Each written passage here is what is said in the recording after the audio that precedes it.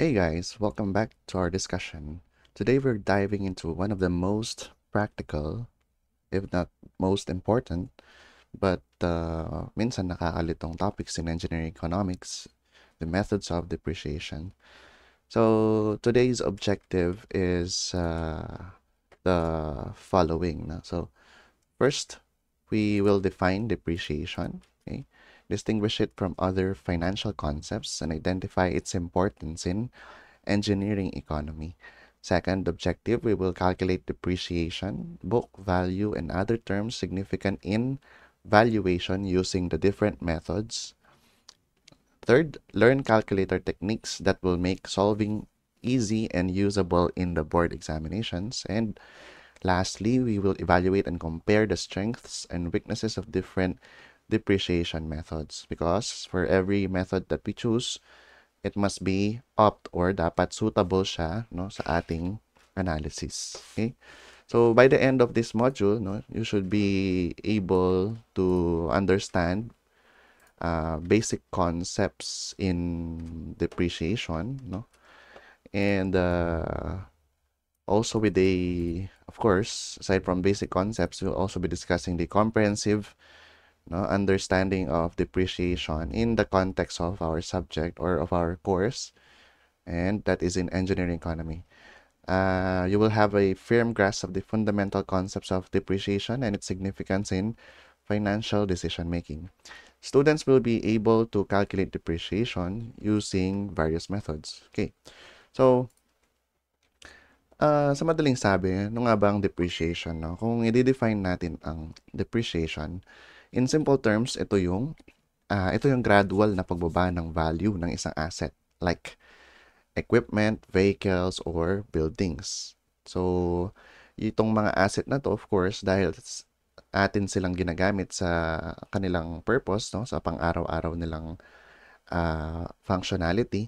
So, habang ginagamit natin itong mga assets na ito, ay of course, no, natural lang na habang tumatagal, naluluma, nasisira o napapalitan ng mas advanced na technology ang mga ito. At kung kung tumatagal, nasisira o naluma ang mga ito, ang ibig sabihin lang nito ay hindi na siya kasing halaga or kasing cost noong nauna nating pagbili sa kanya. Ibig sabihin nito, no, dito na yung term na nagde-depreciate siya, no, due to several factors na we will discuss later on.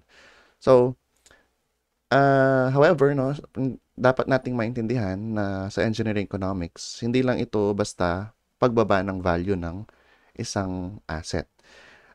Depreciation actually, no, practically helps us distribute the cost of an asset over its useful life, no? So bakit kailangan ba nating i-distribute yung halaga ng isang asset sa kanyang tinatawag na useful or economic life, no?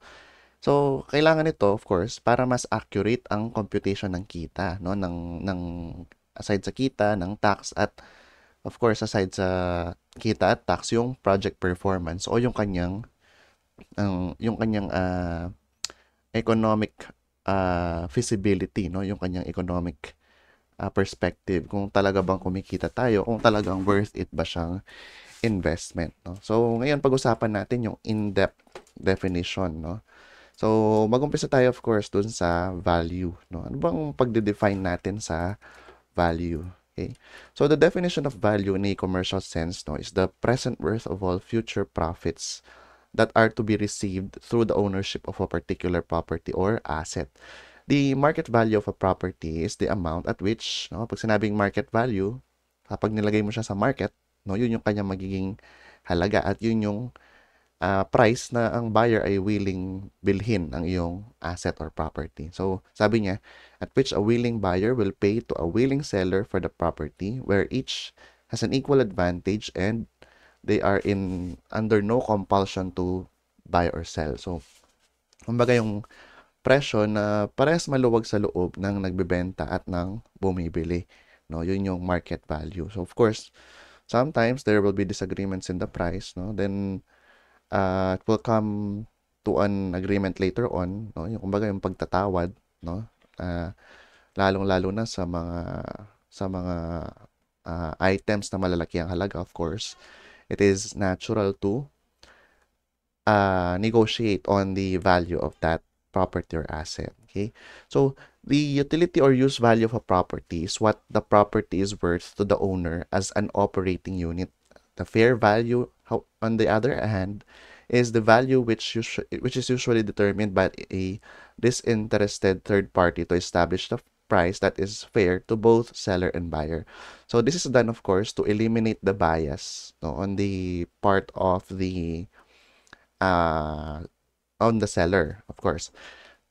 Of course, no, if the property or the asset has a sentimental value to the seller, then uh, there is a high probability that the price will be inflated, no, because of the importance of the item to the seller, in which, no, a third party is important to ensure that the price that will be assessed, no, will be of a fair value, no, devoid of any bias, no.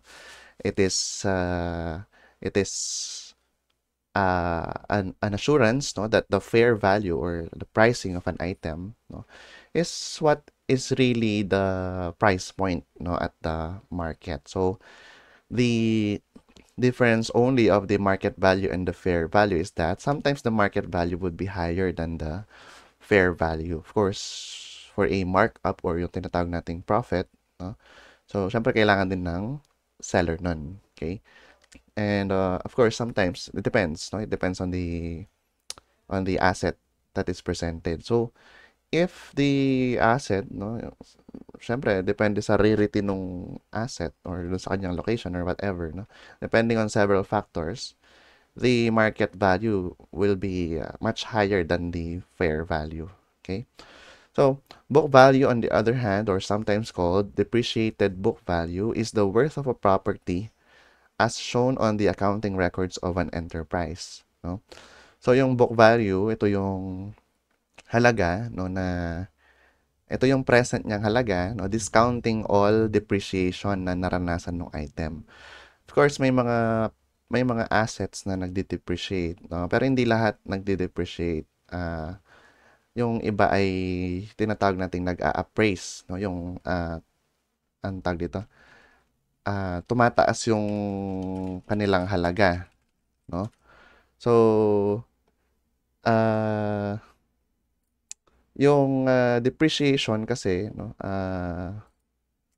kumbaga ang opposite nito yung appreciation, 'di ba? Pag depreciation, pababa ng pababa ang kanyang market value, ang kanyang halaga dahil sa several factors. Pwede rin naman minsan na nag-appreciate siya, no? Yung tumataas naman yung kanyang halaga, no? Syempre depende 'yan, 'di ba? So, salvage or resale value, no, is the price that can be obtained from the sale of the property after it has been used, no? So, lahat ba ng asset may salvage value, no? Ang sagot ay hindi, no? Hindi lahat. So, from the term itself, yung salvage value, no, minsan yan na yung tinatawag na junk value. Dahil pag ibinenta na yan, no, kumbaga ikinalakal na siya, hindi na siya nagagamit according to its functionality, but rather, binibili na lang siya due to its raw materials na pwedeng i-recycle and resold, no, sa mga raw material market. For example, no, yung isang refrigerator, kung meron yan na economic life na let's say 15 years, no, after 15 years, you cannot sell it anymore for its original price due to wear and tear, no? And there's also, of course, the chance that it has already been outdated. The new technology, no, is far different from your refrigerator. Therefore, you cannot resell it anymore after 15 years, no? So, you have to discard it, and the price at which you discard it will be called the salvage or resale value, no? Sometimes the pricing, no, would be, let's say, if it is a 60,000 peso refrigerator, no, sometimes it's even 5,000. You can sell it for 5,000 if it's still functioning, or 10,000, no? Depending on the brand also, of course. So, sometimes naman pag di na gumagana, ibebenta mo na lang siya for what it's worth. For example, ipapakilo mo na lang siya sa junk shop, no? Kung saan bibilin siya per kilo. And then yung mga nagbabagbag ng mga items, sila na lang yung makikinabang doon, no? So, I think I've watched one documentary by Atom Ato Maraulio, where the business of the junk shop is yung nagbabagbag sila ng mga air conditioning units, refrigerating units, no? And nabebenta nila 'yon, yung mga pilak doon, no? Yung mga different raw materials inside the unit, no? So, of course, sometimes salvage value is equal to the scrap value, no? But not always, no? So, kaya nga may distinction dito between salvage and scrap value, no? So, yung salvage, no, yung functioning pa siya, no? And hindi pa niya nasasagad yung kanyang economic life, no?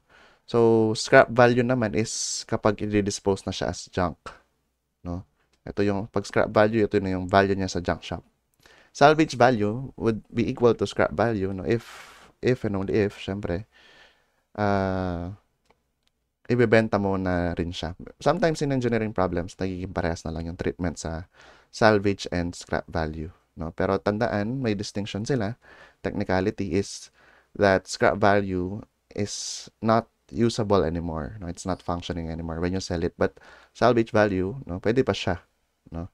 Regardless of its physical appearance or the state of the technology that it uses, no? Basta pwede pang gamitin, salvage value ang tawag, no? Okay? So those are the different types of values and the definition of values. Now let's go to the topic depreciation, no? So if we're talking about depreciation, depreciation is by definition, no, according to this, depreciation expense is used in accounting to allocate the cost of a tangible asset over its useful life. Depreciation in engineering economy refers to the systematic allocation of the cost of a capital asset over its useful life. So, in a simple manner, no, if you bought it for 1 million and it has an economic life of a predicted life of 10 years, then if we're going to simplify it and use one of the simple methods of depreciation, you just spread it equally over its useful life. So that's 100,000 per year. And what's the significance of that? Later on, I will tell you. So it reflects the decrease in the value of an asset over time, no, depreciation, considering factors such as wear and tear, no, yung wear and tear is yung araw-araw na paggamit sa kanya, yung kanyang dilapidation, no, dahil sa paggamit sa kanya. Yung kanyang obsolescence, pag sinabing obsolescence, from the root word obsolete, or hindi na siya napapanahon, hindi na siya gumagamit ng modern technology. And yung deterioration, of course, partner yan nung wear and tear, no? So, dahil yan sa time. So, depreciation is a fundamental concept in financial accounting and economic analysis, as it allows businesses and engineers to distribute the initial cost of an asset across the periods in which it contributes to revenue generation. So, as in your module, the purpose of depreciation, no, is, no, to accurately match the cost of using an asset with the revenue it generates. Para accurate yung revenue natin. Mamaya magbigay ako scenario. So, by spreading the cost over the asset's useful life, depreciation helps in determining the true economic value of an asset and facilitates better decision making regarding replacement, repair, or continued use. Okay. So, of course, depending on the method, you will know if an asset is truly beneficial or not, so that you can decide later on if you will buy a replacement for it, or if you want to repair it, or if you prolong its usage, no, over its beyond its economic life, no?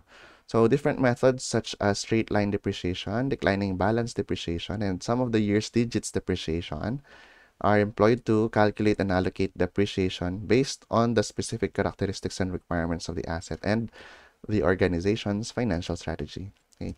And there are key purposes of depreciation. There are, from here, there are 5. No? So, first, cost allocation. So, why is cost allocation a key purpose of depreciation. So, cost allocation, no? Ito ay in simple terms para maipamahagi ng tama ang cost ng asset para maiparte-parte siya, no? Yung una mong pagbili sa kanya. Kasi for example, no, kapag bumili ka ng equipment, for example, it's worth 1 million pesos, no? Hindi mo pwedeng i-charge, no? Hindi mo pwedeng kung i-record mo, hindi mo siya pwedeng i-charge lahat, no? Sa unang taon, hindi mo pwedeng gawin 'yon, no? Na yung cost niya ilalagay mo sa unang taon lang, no? Bakit? No? Pwede mo lang gawin 'yon kung ang binili mo ay good for a year lang. So, i-charge mo siya for the start of the year that you use it. Pero kung gagamitin mo siya for 10 years, let's say, or gamitin mo siya for several years, hindi mo pwedeng i-charge do sa first year kasi lilitaw dyan, lugi ka dun sa first year. Diba? So, ito yung madalas, no, na error natin sa economic analysis. No? Nilalagay natin sa first year yung lahat ng cost niya, yung first cost niya. No? Magkaiba yung capitalized cost, no, at saka ito. No? So, yung capitalized cost, talagang tinitingnan kasi natin talaga kung magkano yung yung kabuuan ng pera na kakailanganin para makapagsimula ng isang business or ng isang venture. Dito kasi, nandito na tayo sa cash flow ng business natin. No? So, kapag tinitingnan natin yung cash flow ng business natin at nilagay natin lahat on the first year yung kanyang cost, kahit anong gawin mo dyan, no? Lilitaw sa dulo ng taon na yan, lugi ka. No? So, na babawiin mo rin naman, 'di ba, dun sa second year mo. Negative yung starting mo dun eh. So, ganun lang din, no? So, para mas accurate siya, no? Ang gagawin natin is spread natin yung cost niya. So, yun nga. Kaya nga ginagamit natin yung depreciation para i-distribute o hatiin ng total cost ng asset dun sa buong useful life niya, no? In short, ang ginagawa natin ay binabayaran mo ng paunti-unti ang value na nauubos, no?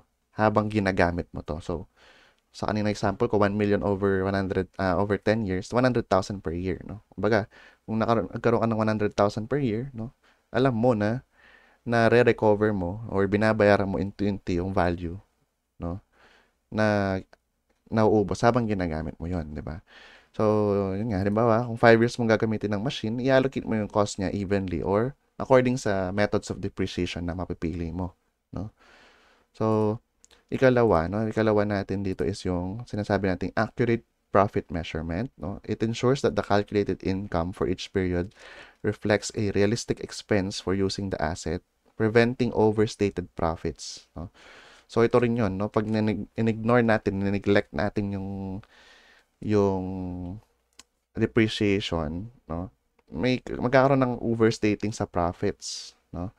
Ang nangyayari, hindi natin nare-reflect na maayos kasi yung depreciation, ano yan eh, non-cash expense na tinatawag, no? Sabihin, kahit na wala kang ginagawa, pag ang item na pabayaan, no, merong cost na katumbas yun. No? Yung, kumbaga, nagsasayang ka ng pera pag ganun, no? So, sinasabi natin na accurate income measurement siya para hindi overstated ang profit kasi kung walang depreciation, para bang sinasabi mo na wala namang nabawas sa value ng equipment, no?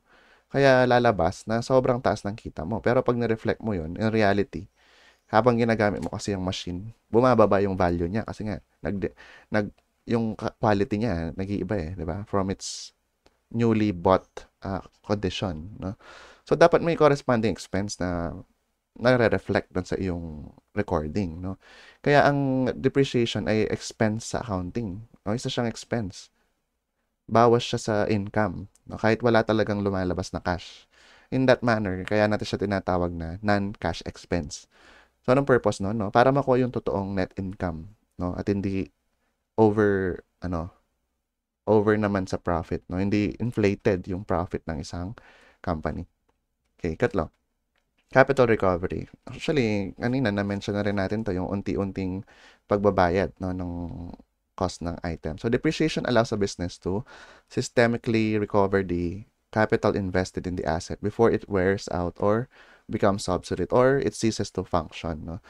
So, capital recovery in layman's term, no, para maibalik yung puhunan, no? Yung puhunan na ginastos natin sa asset. So, sa engineering economy, no, malaking goal ang capital recovery o yung pagbabalik ng puhunan sa asset bago pa ito mawalan ng silbi. No? In fact, ito yung isa nating aaralin later on, yung tinatawag na return of investment, no? Yung payback period at yung tawag dito, benefit cost ratio, no? Yan yung mga yan. So habang nagde-depreciate ang asset kasi, ito yung timuring dapat nababawi ang ininvest mong pera, no? Sa pamamagitan ng savings o earnings sa paggamit ng asset. No? Pwede mo ring isipin na pagdating ng economic life ng equipment, pagdating ng end of life niya, dapat ideally may enough funds ka na para mapalitan siya. So dun makakatulong yung depreciation sa atin, no? So ibig sabihin, ang depreciation ay paraan, no, para maipon muli ang puhunan sa susunod na asset replacement. Kasi using depreciation, alam mo kung gaano na lang gano'n na lang yung price ng ginagamit mo eh, 'di ba? So pag yan ay papunta na sa zero, dapat yung nakuha mong pera, no, ay yung kanyang halaga nung una pa siyang nabili. Kumbaga kung 1 million na yan, ginagamit mo na siya for 10 years, alam mo na yung equipment mo ay wala nang halaga, no? Siyempre depende sa method ng depreciation, ano. Minsan kasi may method of depreciation na zero yung ano niya, dulo, yung kanyang resale, antang dito, scrap value, no? Meron din naman na hindi nagsisiro yung kanyang scrap value pero mababa na when compared to the original price, no? So, pangapat, no, ito yung hindi natin gaanong ah, pinapansin eh, no? Kasi siguro wala tayo sa accountancy. No? Pero tandaan, no, logic lang ito, no? So, basahin muna natin. Tax implications. Depreciation is a non-cash expense that reduces taxable income, thus influencing after-tax cash flows and making it a critical component of project evaluation. So, tandaan natin, no, sa Pilipinas, ang uso sa atin eh napakalaking buwis, no? Yung nagbabayad tayo ng buwis basically in everything, no? Magmula sa income natin, magmula sa groceries, magmula sa utilities, no? Lahat ng yan ay may buwis, no? Lahat ng yan may tax, no? Pero one of the taxes, no? Or one of the types of tax that we pay is yung tinatawag na income tax, no? Ang income tax is tax siya doon sa nare-receive mong pera. That's the word income, tapos tax, no? So since depreciation, sabi natin kanina, is a form of an expense, no? Gastos siya. Kahit hindi ka nawawalan ng pera, gastos siya. So, since depreciation is an allowable expense, binabawas ito sa taxable income mo as an individual or ng company. No? So, syempre, kailangan naka-reflect ng maayos dun sa financial, anong tawag dito? Financial documents ninyo, no? Yung depreciation na gusto mong iawas doon sa income mo, no? So, remember, may mga allowable deductions na tinatawag, no, sa sa tax, no? So, yung mga allowable deduction na yon, no, makikita natin yon dun sa Bureau of Internal Revenue forms, di ba? Isa dyan ay yung ano ba mga example no? So, you can look at that, you can ask your parents, no? So, isa lang doon yung ano yung depreciation, no? So, pwede mo ring I mean, pwede rin nating makita na yung iba pa, kunyari, charity, no? Yung donations, pwede yung ibawas sa taxable income, no? Pwede rin nating ibawas yung VAT, no? Yung value added tax, no? So, pwede rin yung losses natin. For example, nanakawan tayo, no, or anything. Pwede mong i-declare 'yon na losses, no? So, syempre, kung ano yung total income mo, no? So, yung taxable income mo ngayon, 'di ba? Is taxable income is equal to total income, no? Minus allowable deduction. And no, kasama sa allowable deduction yung depreciation ng isang equipment. So therefore, no, kung strategic ang pag-allocate mo, no, let's say 1 million yung equipment, 10 years, 100,000 per year, sa unang taon pwede kang mag-claim ng 100,000 allowable deduction, no? So, since non-cash expense siya, nawala siya sa'yo, kumbaga, no? So, malaking bagay, no, yung deductions na ito, no? Lalo na by percentage yung tinatax sa atin, no? Remember that the bracket, no, for income income tax exemption is 250,000, no? Kung susumahin natin, no, kung may 12 months tayo, that's around 20,000 per month exempted ka pa sa income tax. Pero once you reach 25,000, no, or 30,000, ayun na, magsisimula na yung taxation sa sahod mo. So what more, 'di ba, kung kumpanya ang pag-aari mo. So kailangan mo ng methods, no, or mitigation strategies para mabawasan yung nade-declare mong income, no. So malaking bagay yung depreciation in that sense, okay? So pag mas malaki ang depreciation expense, of course, lalo na sa early years, using accelerated methods katulad ng Modified Acceleration Cost Recovery System or MACRS, mas maliit ang magiging taxable income mo. Therefore, kung mababa ang taxable income mo, mababa din yung tax mong babayaran. Kaya sa business side, no, napakahalaga na yung accountant natin ay magaling sa depreciation, no? Dahil strategic ang kanyang paggamit to minimize taxes and improve cash flow. Okay? Panghuli, no, meron tayong economic decision making and tinatawag nating project evaluation, no? So, in evaluating engineering projects, depreciation affects cash flow analysis, net present value, payback period, and rate of return. Ito yung sinabi ko kanina, no? Key indicators in determining project feasibility. So, sa madaling sabi, no, ito yung isang purpose ng depreciation ay yung para realistic ang cash flow analysis natin, no? So, sa mga engineering economic studies like NPV, no, yung IRR, payback period, no, kailangan accurate ang maging projection natin ng cash flow. Kasama sa computations ang depreciation kasi may epekto ito sa tax savings as mentioned earlier. So, kung may epekto ito sa tax savings, kahit hindi ito actual cash flow, no? So, may magiging epekto ito, no, do sa ating pag-compute, no? So, without depreciation, mali ang lalabas na profit ng project. Of course, it's either ma-overinflate yan or bumaba yan. Kaya kailangan ng accurate projection, no? Accurate depreciation ng isang asset or project. Okay?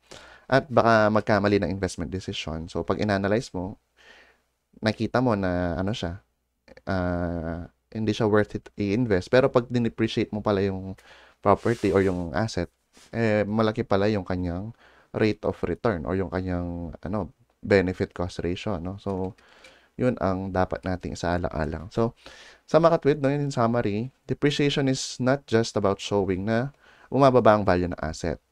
Dami siyang purpose.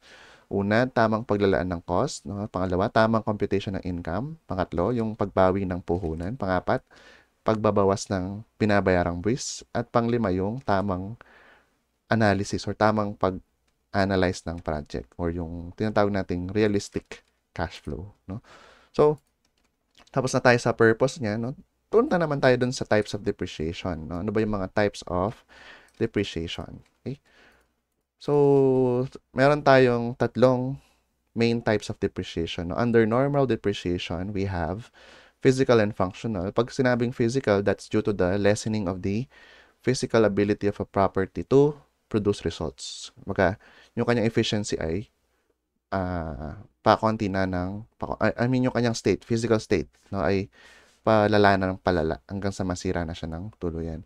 So, yung common causes nun ay yung periodic wear, no, and deterioration. Yung araw-araw na paggamit ay, kumbaga, nakakapag pababa nung physical quality ng isang gamit, no.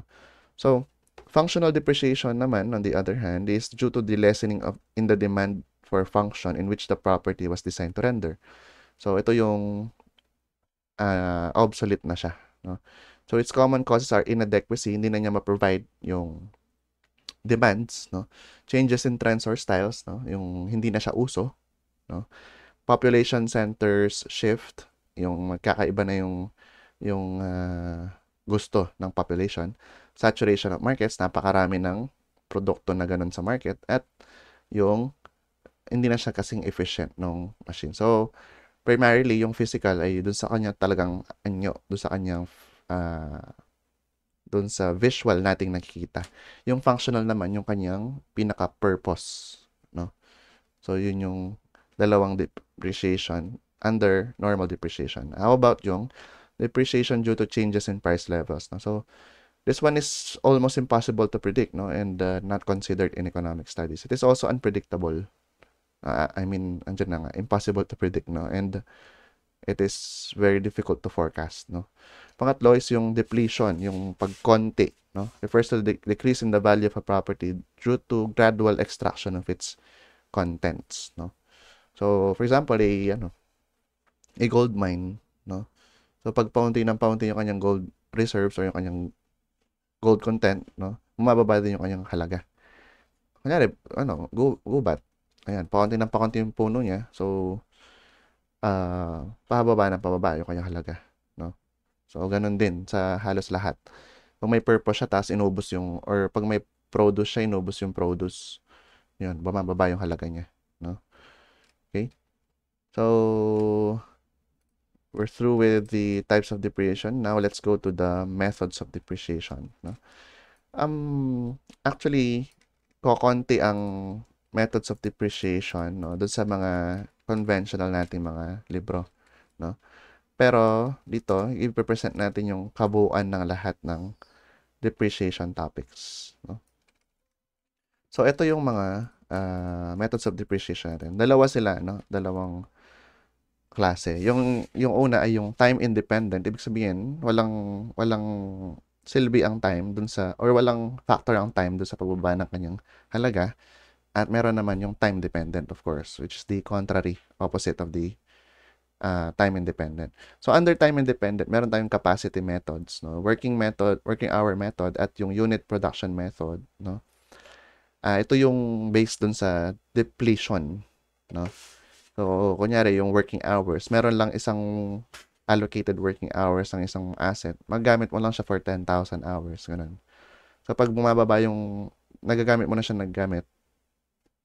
proportional yun dun sa kanyang halaga, no? Ganun din yung unit production. Kunyari, maximum production ng isang machine ay 100,000 parts, no? So, depende sa kung ilan na yung na-produce na parts, no? Bumababa na yung halaga niya. So, pag naka 100,000 na siya, wala na siyang halaga, no? So, ganun. Time-dependent methods, no? Meron tayong uniform methods kung saan pantay-pantay yung pagkabawas niya, no? It's either same difference, no? Or same ratio. Parang yung arithmetic ito, tsaka geometric gradient, no? Pero pababa lahat, no? So, meron din tayong yung non-uniform methods, yung hindi pantay-pantay naman, which is yung 4, declining balance, double declining balance, at sum of the years digit method, no? So, pag non-uniform, ito yung mga parabolic, no? Na functions. I think except dun sa Macker's method, no? Yung Macker's method, ito yung ginagamit ng IRS, no? Or I think Internal Revenue System ito ng US, no? Na may sarili silang method ng pag-depreciate ng isang property. Of course, nakadepende yan, no, sa several factors which we will discuss later on. Okay? So, for the entirety of the topic, no, we should use the following symbols, no, for this depreciation methods, no. But actually, later on, we'll simplify this one kasi gagamit tayo ng techniques, no. Yung tinatawag nating Caltech or calculator techniques. So, we should use the following symbols for the depreciation methods. Ang usually na ginagamit natin is yung N, no, which is the useful life of the property in years, no. FC is the original cost of the property, or tawag dito ay first cost, dun sa capitalized cost analysis. Dito naman, meron tayong SV, or value at the end of economic life, or scrap value, or salvage value. As I mentioned, sometimes scrap value is equal to salvage value. Okay. The book value, no? The book value at the end of our years, denoted by BV. So, pag sinabing book value, ito yung first cost, no, minus the total depreciation, no, over a particular span of time. Okay? Kumbaga, ito yung present na halaga niya, discounting all previous depreciation. Yung small d natin is yung tinatawag nating depreciation charge or yung periodic depreciation. Over a period of 1 year, ganun, no? Yung capital D naman, total naman siya. So, kunyari, find the depreciation on the 7th year. Small d yun, no? So, pag nakalagay naman, find the total depreciation up to the 7th year. Capital D, sub 7 yun, no? So, that's how we differentiate, no? Small is for individual or, ang tawag dito, distinct, no? Yung capital D is yung total, no? So, yung M naman is any year in consideration, no, within the economic life, sa loob ng salvage, sa loob ng kanyang property life. So, kung may 10 years yon, in between, M lahat yon, no? So, yung M is equal to L when, no, natapos na niya yung kanyang economic life or nasa dulo na siya ng kanyang economic life. K in here is the rate of depreciation, no? And it is interchangeable with I, no? And sometimes nakalagay dito, it depends. Because, well, wala pa tayo dun, pero may inflation din kasi, no? Pero later na yon. So, for now, K is equal to I talaga, no? Okay. We begin with the first method of depreciation, no? Under, siguro doon na tayo muna sa time-dependent methods, no? Mamaya na yung time-independent methods. Okay. Alright. So, in time-dependent method, the first one is the uniform method, or under uniform method, we have the straight line method. Okay. So, under the straight line method, okay, ito yan. Straight line depreciation spreads the cost of an asset evenly over the time it will be used without due consideration for interest, also known as its useful life. It requires only 3 inputs to calculate, no? Yung halaga ng isang asset, yung kanyang useful life, at yung kanyang estimated salvage value, yung kanyang halaga kapag nasa dulo na siya ng economic life. Yun lang yung kailangan, tatlo, no? So,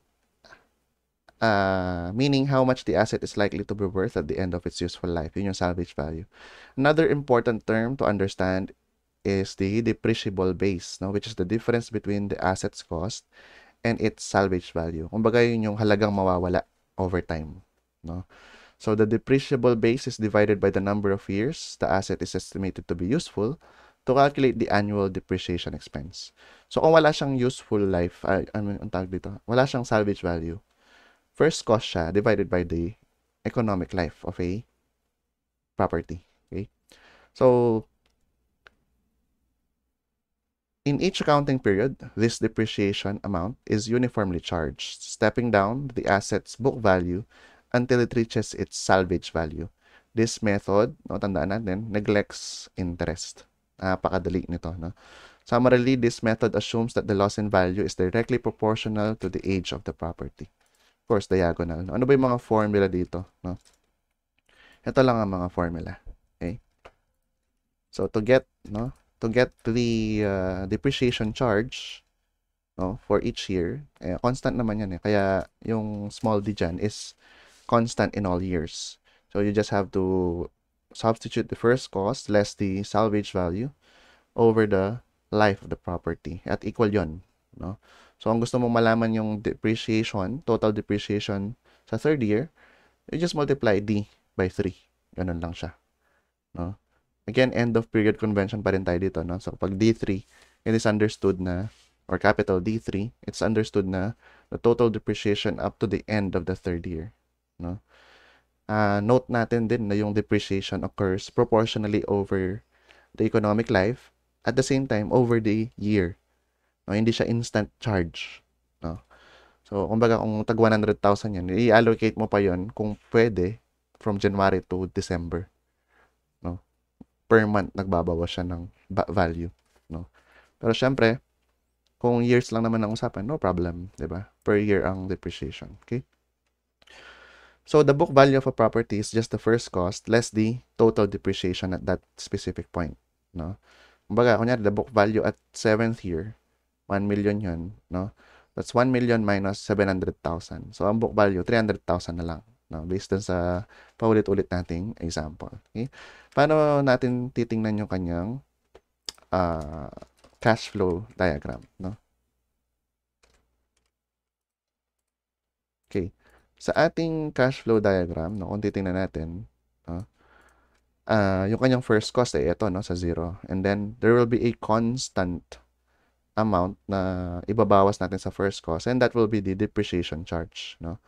Until such time na bumaba siya ng halaga dun sa salvage value natin tinatawag. So, ito yung tinatawag nating depreciable base, no? Ito, no? Depreciable base yan. Yan yung halaga na mawawala over time, no? So, yan, to get the total depreciation, no, for a certain year, no, or certain period, no, just subtract the book value from the first cost. Kabaliktaran nito, no? So, tinranspose lang yung DN sa kabila equals FC minus PVN. Diba? Same, no? So, that's how it works for the straight line method, no? So, how do we or where do we use this, no? We use this in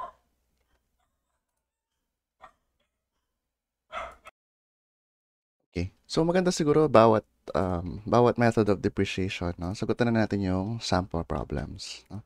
So, we have here for our first example, we have an electronic balance that costs 90,000 and has an estimated salvage value of 8,000 at the end of its 10 years lifetime.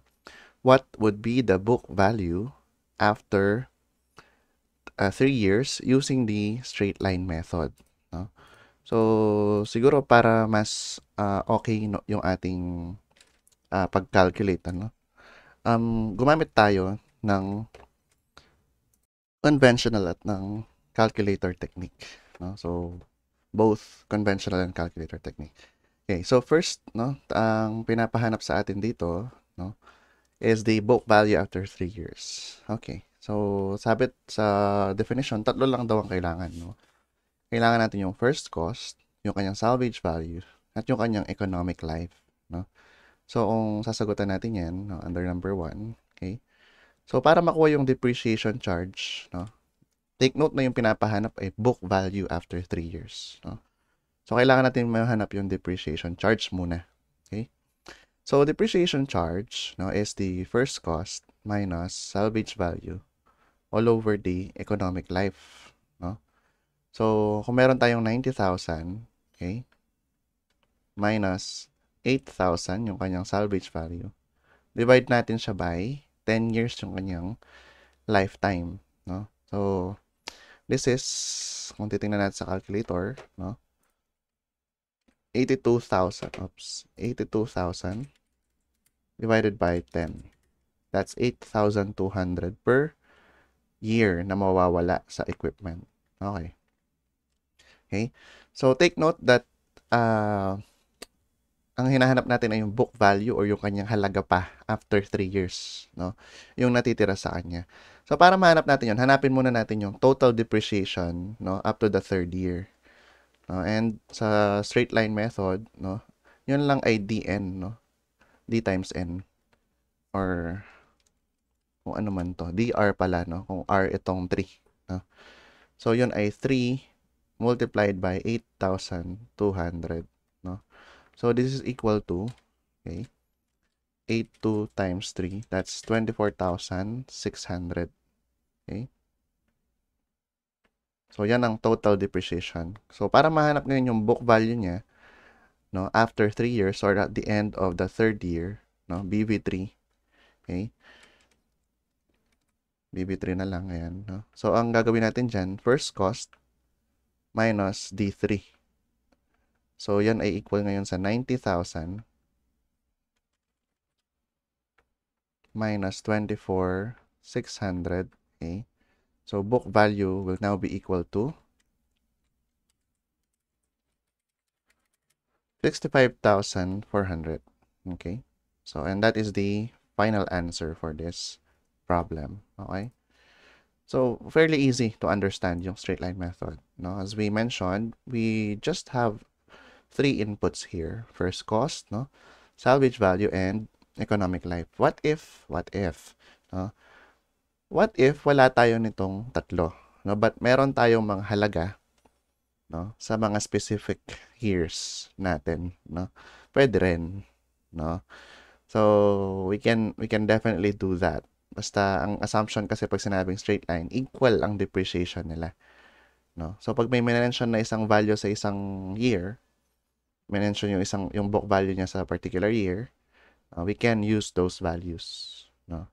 We can use them bilang yung unang cost, first cost natin iti-treat. Yung isa, salvage value natin siyang iti-treat. Tapos, divide nyo lang yung pagitan ng taon, no, na binigay sa inyo.